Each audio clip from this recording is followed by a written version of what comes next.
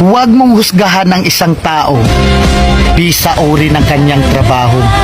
Katulong man yan, karpintero, basurero, o kahit ano pa ang trabaho, basta marangal. Dahil hindi naman batayan ang trabaho para respetuhin mo ang isang tao. Dahil ang buhay, kailangan natin ng diskarte para umasenso. Aanin mo ang diploma kung wala kang respeto sa kapwa.